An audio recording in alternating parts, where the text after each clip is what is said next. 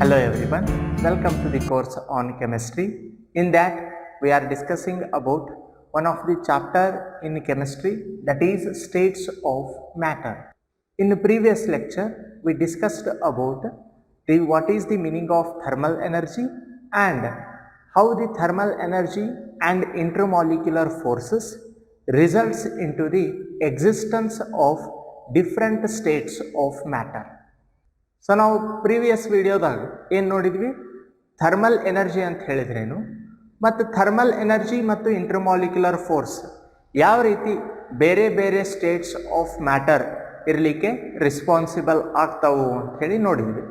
Okay, if there is a presence of the substance in solid state, it means there the intermolecular force is strong. ಯಾವುದೋ ಒಂದು substance solid state ಒಳಗೆ ಅದ ಅಂತ ಹೇಳಿದ್ರೆ ಯಾಕಿರುತ್ತಾ? Because intermolecular force ಏನಿರುತ್ತಾ strong ಇರುತ್ತೆ. Suppose if any substance is gas, ಯಾವುದೇ ಒಂದು ಸಬ್ಸ್ಟೆನ್ಸ್ ಗ್ಯಾಸ್ ಒಳಗಿತ್ತು ಅಂತ ಹೇಳಿದ್ರೆ ಯಾಕಿರುತ್ತೆ ಗ್ಯಾಸ್ ಸ್ಟೇಟ್ ಒಳಗೆ? Because there the thermal energy is high. ಅಲ್ಲೇ ಥರ್ಮಲ್ ಎನರ್ಜಿ ಏನಿರುತ್ತೆ ರೀ ಜಾಸ್ತಿ ಇರುತ್ತೆ. So how that thing will takes place that we have studied. Now in today's lecture we are going to discuss about one of the simplest state of matter, that is gaseous state. ಇವತ್ತಿನ ವಿಡಿಯೋದೊಳಗೆ ನಾವು ಏನು ನೋಡೋಣ, gaseous state ಬಗ್ಗೆ ಇನ್ detail ಆಗಿ ಕಲಿಯೋಣ. Okay, so as you already know the properties of gas ಬಗ್ಗೆ ನಿಮಗೆ already ಗೊತ್ತದ. What are the characteristics of gas? The gases are having definite mass but not volume and shape. Okay, idu gottu. And they are highly compressible. Gases ನಾವು ಏನು ಮಾಡ್ಬೋದು, compress ಮಾಡಬಹುದು. Okay, and they don't have a very high density. Okay, their density is very low as compared to solids and liquids. Solids ಮತ್ತು liquids ಗೆ compare ಮಾಡಿದಾಗ gases ಸ್ಟೇಟದ density ಏನಿರುತ್ತೆ ಕಡಿಮೆ ಇರುತ್ತೆ. Okay, so all those things we have discussed in first class only. Now in today's lecture we discuss more concepts which are related to gas. Okay, ಇನ್ನೂ ಹೆಚ್ಚು concept, ಹೆಚ್ಚು properties ಬಗ್ಗೆ ಏನು ಮಾಡೋಣ, ತಿಳ್ಕೊಳ್ಳೋಣ. ಇದ್ರ ಬಗ್ಗೆ ಗ್ಯಾಸಿಯಸ್ ಸ್ಟೇಟ್ ಬಗ್ಗೆ. Okay, so here this gaseous state, it shows different behavior based on the mass, volume, pressure and temperature. Gas state ಒಳಗಿರುವಂಥ ಯಾವುದೇ ಒಂದು ಸಬ್ಸ್ಟೆನ್ಸ್ ಏನು ಮಾಡುತ್ತೆ, ಮಾಸ್ ಚೇಂಜ್ ಆದಂಗೆ ಬಿಹೇವಿಯರ್ ಚೇಂಜ್ ಆಗುತ್ತೆ, ಟೆಂಪ್ರೇಚರ್ ಚೇಂಜ್ ಆಯಿತು ಅಂದ್ರೆ ಬಿಹೇವಿಯರ್ ಚೇಂಜ್ ಆಗುತ್ತೆ, ಪ್ರೆಷರ್ ಚೇಂಜ್ ಆತಂದ್ರೂ ಬಿಹೇವಿಯರ್ ಏನಾಗುತ್ತೆ, ಚೇಂಜ್ ಆಗುತ್ತೆ. So it behaves differently with change in temperature, pressure, volume and mass, and hence to study how it behaves with variation of those temperature, pressure and volume, certain scientists formulated certain laws, and those laws are said to be gas laws.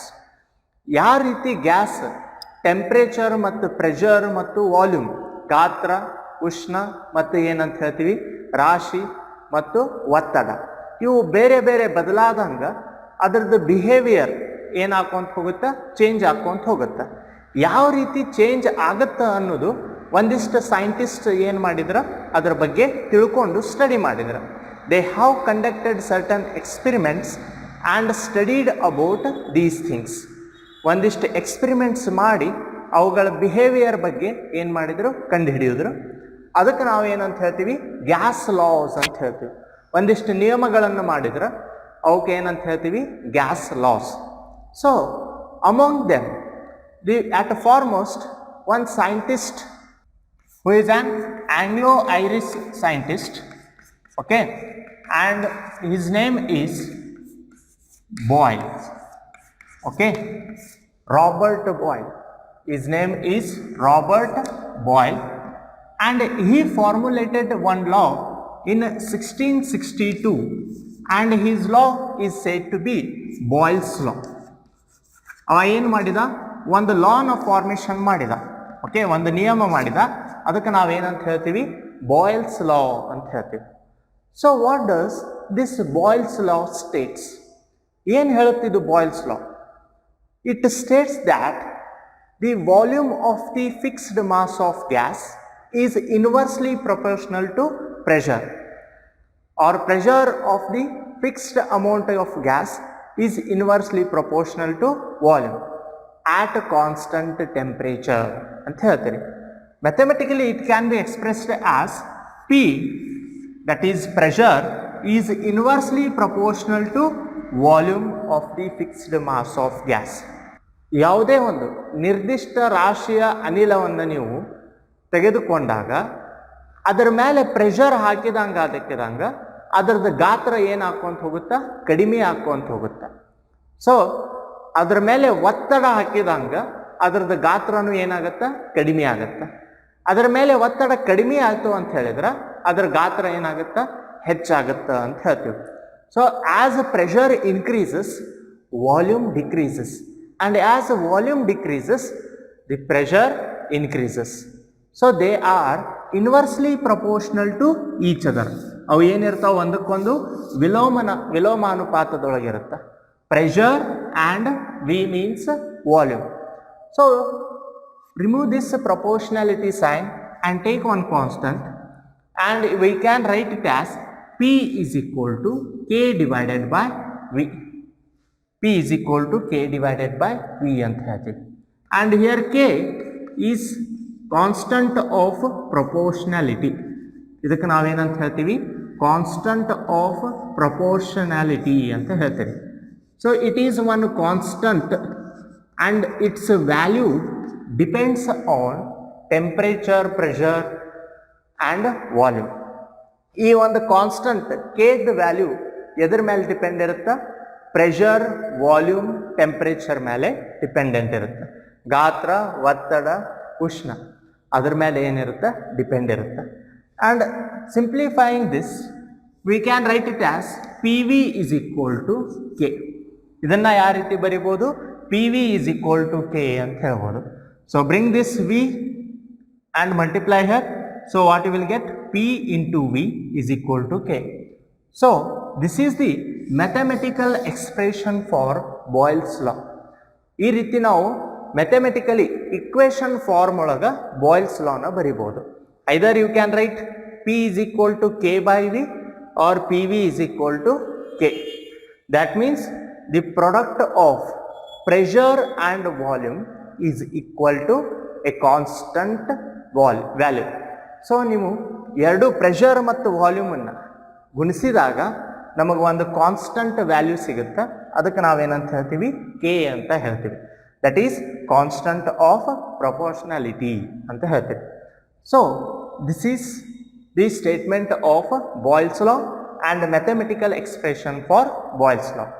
Boils law states that the volume of a fixed mass of gas is inversely proportional to pressure at a constant temperature ಅಂತ ಹೇಳ್ತೀವಿ.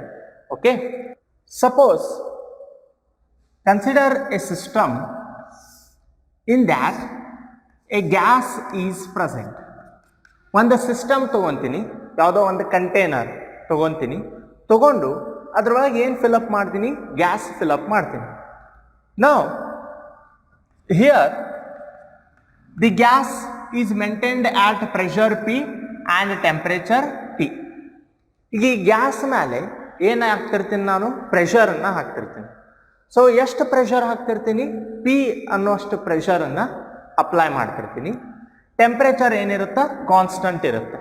Okay, at particular temperature I will exert the pressure P on certain volume of gas.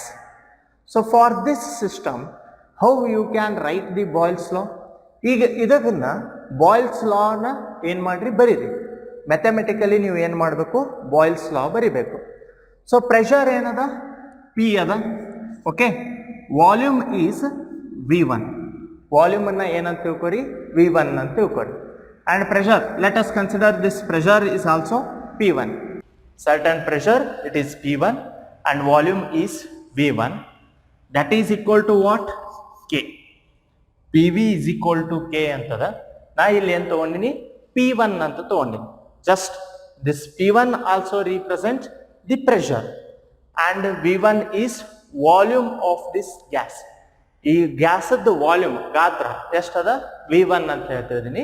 That is equal to K which is a constant value. Now I will start to reduce this pressure. ಈಗ ನಾ ಏನು ಮಾಡ್ತೀನಿ, ಈ pressure ಅನ್ನ ಕಡಿಮೆ ಮಾಡ್ತಾ ಹೋಗ್ತೇನೆ. Suppose initially its pressure is 2 bar. Starting ಆ ಪ್ರೆಷರ್ ಎಷ್ಟಿತ್ತು ಅಂತ ತಿಳ್ಕೊರಿ, 2 ಬಾರ್ ಇತ್ತು ಅಂತ ಹೇಳಿ ತಿಳ್ಕೊರಿ. Okay, now I will reduce it to 1 bar. ಈಗ ಆ ಪ್ರೆಷರ್ ಅನ್ನ ಏನ್ ಮಾಡ್ತೀನಿ, ಕಡಿಮೆ ಮಾಡ್ತೀನಿ. ಕಡಿಮೆ ಮಾಡಿದಾಗ ಅದು ಏನು ಪ್ರೆಷರ್ ಇರುತ್ತಲ್ಲ ಅದನ್ನ ಏನ್ ತಿಳ್ಕೊರಿ, P2 ಅಂತ ಹೇಳಿ ತಿಳ್ಕೊರಿ. ಪ್ರೆಷರ್ ಕಡಿಮೆ ಆದಾಗ ವಾಲ್ಯೂಮ್ ಏನಾಗುತ್ತೆ gas, as pressure decreases what happens to the volume of the gas. Pressure ಕಡಿಮೆ ಆದಂಗ ಗ್ಯಾಸದ ವಾಲ್ಯೂಮ್ ಏನಾಕೊಂತ ಹೋಗುತ್ತಾ, ಇನ್ಕ್ರೀಸ್ ಆಕೊಂತ ಹೋಗುತ್ತ, ಜಾಸ್ತಿ ಆಗ್ತಾ ಹೋಗುತ್ತೆ. ಸೊ ವಾಲ್ಯೂಮ್ ಏನಾಗತ್ತ, ಜಾಸ್ತಿ ಆಗತ್ತ. ಎಷ್ಟು ಅಂತ ತಿಳ್ಕೊರಿ, ಆ ವಾಲ್ಯೂಮ್ ಅನ್ನ V2 ಅಂತ ಹೇಳಿ ತಿಳ್ಕೊರಿ. ಸೊ ಪ್ರೆಷರ್ ಕಡಿಮೆ ಮಾಡಿದೆ, ಆ ಪ್ರೆಷರಿಗೆ ನಾ ಏನಂತ ಹೇಳ್ತೀನಿ, P2 ಅಂತ ಹೇಳ್ತೀನಿ. ಪ್ರೆಷರ್ ಕಡಿಮೆ ಮಾಡಿದಾಗ ವಾಲ್ಯೂಮ್ ಏನಾಗತ್ತ, ಹೆಚ್ಚಾಗತ್ತ. ಆ ವಾಲ್ಯೂಮ್ ಅನ್ನ ಏನಂತ ತಿಳ್ಕೊಂಡಿನಿ, V2 ಅಂತ ಹೇಳಿ ತಿಳ್ಕೊಂಡಿನಿ.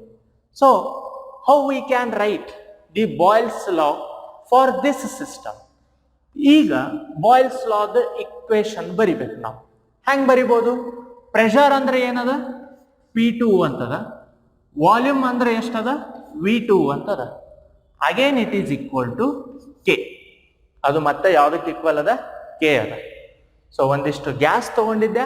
Okay, I have considered the gas and it is exerting certain pressure P1 and volume V1.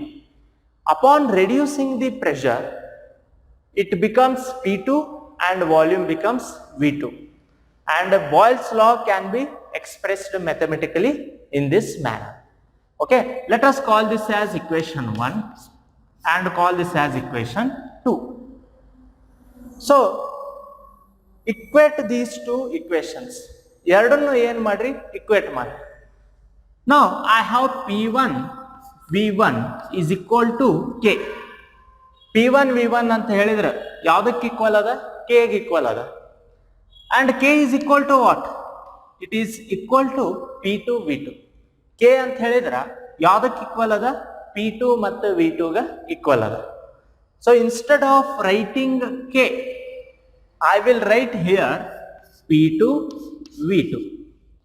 ಇಲ್ಲಿ K ಬರೆಯೋ ಬದಲಿ ನಾ ಏನಂತ ಬರಿತೀನಿ, P2 V2 ಅಂತ ಬರಿತೀನಿ.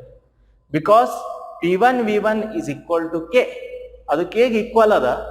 ಆ ವ್ಯಾಲ್ಯೂ ಯಾವ್ದಕ್ಕೆ ಈಕ್ವಲ್ ಅದ, P2 V2 ಈಕ್ವಲ್ ಅದ. So I will equate these two. ಎರಡು ಒಂದಕ್ಕೊಂದು ಏನ್ ಮಾಡ್ತೀನಿ, ಇಕ್ವೇಟ್ ಮಾಡ್ತೀನಿ. ಅವಾಗ ನನಗೇನ್ ಸಿಗುತ್ತಾ, P1 V1 is equal to P2 V2. ಈ ರೀತಿ ನಾವೇನ್ ಮಾಡಬಹುದು, ಬರೀಬಹುದು. ಅಗೇನ್ ಇದನ್ನ ಇನ್ನು ಯಾವ ರೀತಿ ಬರೀಬಹುದು, P1 divided by P2 is equal to V2 divided by V1. ಈ ರೀತಿ ಬರೀಬಹುದಾ? So this is the Boyle's law expression for two different conditions. ಯಾವುದೋ ಒಂದು ಗ್ಯಾಸ್ ಬೇರೆ ಬೇರೆ ಕಂಡೀಷನ್ ಒಳಗೆ, ಅಂದ್ರೆ ಬೇರೆ ಟೆಂಪರೇಚರ್ ಆರ್ ಬೇರೆ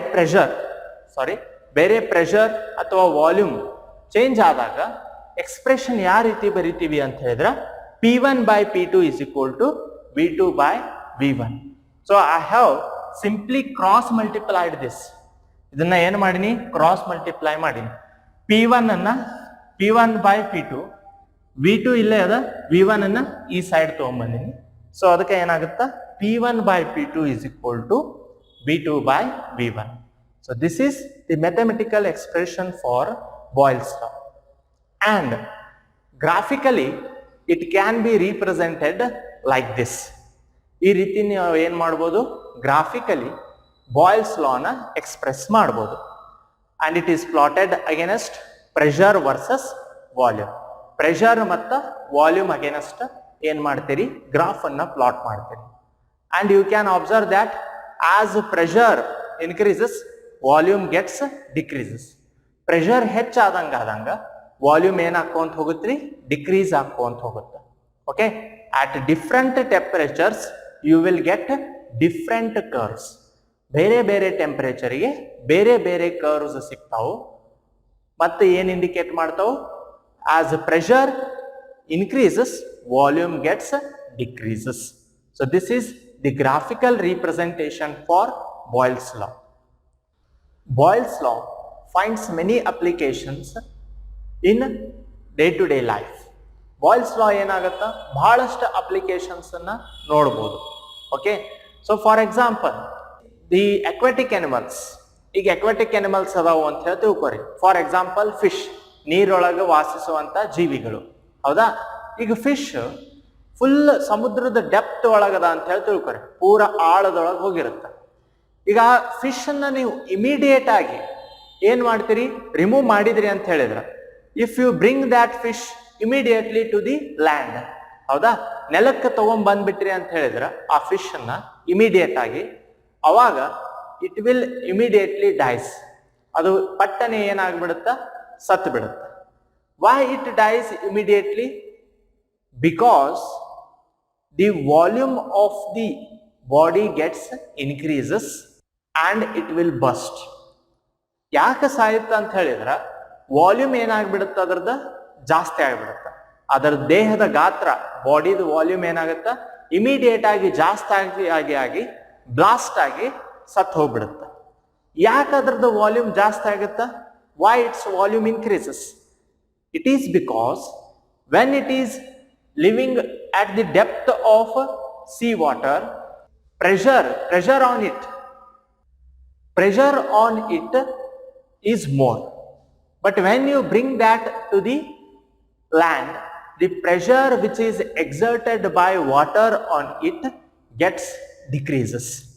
ಯಾವಾಗ ನೀವು ಅದು ನೀರೊಳಗಿರುವಂತ ಮೀನನ್ನ ಹೊರಗೆ ತೆಗಿತಿರಲ್ಲ, ನೀರೊಳಗಿದ್ದಾಗ ಅದ್ರ ಮೇಲೆ ಏನಿರುತ್ತೆ, ಪ್ರೆಷರ್ ಇರುತ್ತೆ. ಅದರದು ನೀರಿಂದ ಪ್ರೆಷರ್ ಆಕ್ಟ್ ಆಗ್ತಿರುತ್ತೆ ಅದರ ಬಾಡಿ ಮೇಲೆ, ಅವಾಗ ಹೆಚ್ಚು pressure ಒಳಗಿರುತ್ತೆ.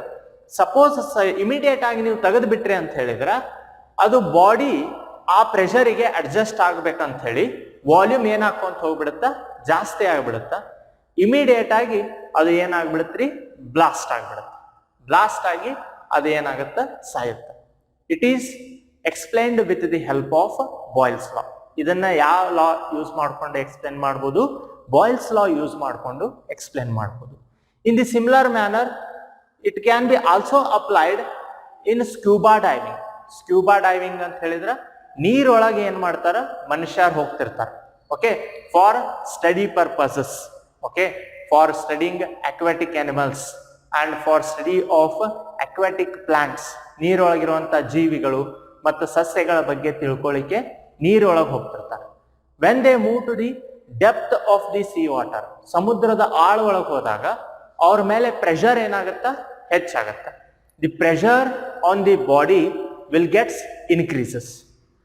And while coming back to the surface, ಮತ್ತೆ ಸರ್ಫೇಸ್ ಮೇಲೆ ಬರ್ಬೇಕಾದ್ರ ಅವ್ರಿಗೆ ಏನಾಗತ್ತ, there will be chances of dying. ಏನಿರ್ತೈತಿ, ಚಾನ್ಸಸ್ ಇರುತ್ತೆ, ಎದ್ರದ್ದು ಸಾಯುವಂತ ಚಾನ್ಸಸ್ ಇರುತ್ತೆ. Why? It is because when they move to the depth of sea water, pressure on them increases. ಸಮುದ್ರದ ಆಳದೊಳಗೆ ಹೋದಾಗ ಅವ್ರ ಮೇಲೆ ಪ್ರೆಷರ್ ಹೆಚ್ಚಾಗತ್ತ, ವಾಲ್ಯೂಮ್ ಸ್ಲೈಟ್ ಆಗಿ ಡಿಕ್ರೀಸ್ ಆಗುತ್ತೆ. Again when they immediately come back to the surface, suppose sudden ಆಗಿ ಅವ್ರು surface ಮೇಲೆ ಬಂದ್ರು ಅಂತ ಹೇಳಿದ್ರೆ ವಾಲ್ಯೂಮ್ ಏನಾಗ್ಬಿಡುತ್ತ, ಜಾಸ್ತಿ ಆಗತ್ತೆ. ಯಾಕಂತ ಹೇಳಿದ್ರೆ ಪ್ರೆಷರ್ ಏನಾಗತ್ತ, ಡಿಕ್ರೀಸ್ ಆಗತ್ತ ಅವ್ರ ಮೇಲಿರುವಂಥ pressure. So to avoid that they come slowly to the surface of the sea water. ಅವ್ರು ಹಂಗಾಗಿ ಏನು ಮಾಡ್ತಾರೆ, ಸ್ಲೋ ಆಗಿ ಮೇಲೆ ಬರ್ತಾರೆ. ಮೇಲೆ ಬಂದು ಒಂದು ಸ್ವಲ್ಪ ಸಮಯ ಇದ್ದು ಆಮೇಲೆ ಏನಾಗ್ತಾರೆ, ಲ್ಯಾಂಡ್ ಮೇಲೆ ಬರ್ತಾರೆ. So they come slowly to the surface of the sea water and then after few minutes they will come to the land. So this is also explained with the help of Boyle's law. So there are so many applications of Boyle's law and that can be explained by using this law. It is all dependent on the behavior of gas when certain amount of pressure is exerted on the gas. So this Boyle's law mainly gives the relationship between pressure and volume at constant temperature. ಎದರ ನಡುವೆ ರಿಲೇಷನ್ನ ಕೊಡುತ್ತು? Pressure and volume at constant temperature. Temperature ಏನಿರುತ್ತಾ? Constant ಇರುತ್ತೆ. Temperature change ಆಗೋದಿಲ್ಲ. ಏನು change ಆಗ್ತಿರುತ್ತಾ? Pressure ಮತ್ತು ವಾಲ್ಯೂಮ್. ಪ್ರೆಷರ್ ಚೇಂಜ್ ಆದಾಗ ವಾಲ್ಯೂಮ್ಗೆ ಏನಾಗುತ್ತಾ? ವಾಲ್ಯೂಮ್ ಚೇಂಜ್ ಆದಾಗ ಪ್ರೆಷರ್ ಏನಾಗುತ್ತೆ? ಆ ರಿಲೇಷನ್ನ, ಆ ಸಂಬಂಧವನ್ನು ಯಾವುದು ಕಲ್ಪಿಸ್ಕೊಡ್ತದ? ಬಾಯ್ಲ್ಸ್ ಲಾ. ಓಕೆ.